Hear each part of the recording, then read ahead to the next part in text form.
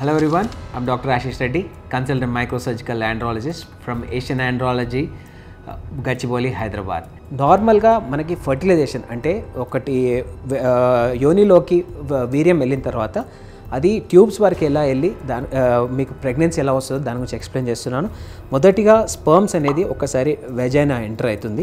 ఈ వెజైనా దాటి అక్కడ నుంచి సర్విక్స్ వస్తుంది. దాని తర్వాత యూట్రస్ గుండా ఇలా ఫాలోపియన్ ట్యూబ్స్లోకి వస్తుంది.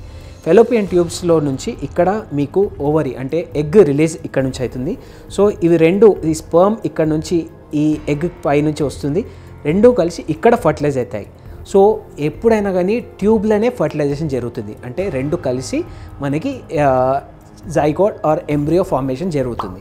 సో ఇక్కడ ఇది ఫామ్ అయిన తర్వాత బేబీ ఎంబ్రియో ఇక్కడ గ్రో కాలేదు. సో అక్కడ నుంచి కిందికి వచ్చి వూమ్లో అంటే గర్భసంచిలో ఇక్కడ వచ్చి ఫిక్స్ అవుతుంది. ఇక్కడ బేబీ డెవలప్ అవుతుంది. దీన్ని యూట్రస్ అంటాం, ఓకే, ఆర్ గర్భసంచి. సింపుల్. సో మొదటిగా ఇక్కడ నుంచి వెజైనా నుంచి సర్విక్స్, అలా యూట్రస్ గుండాగా ఫెలోపియన్ ట్యూబ్స్ రూజ్ అవుతుంది. ఇక్కడ నుంచి ఊసైట్ రిలీజ్ అయ్యి రెండు ఇక్కడ కలిసి ఇక్కడ ఎంబ్రియో ఫామ్ అయిన తర్వాత మనకి ఇక్కడ వచ్చి ఫిక్స్ అవుతుంది. ఇది సింపుల్ ఫర్టిలైజేషన్ ప్రాసెస్.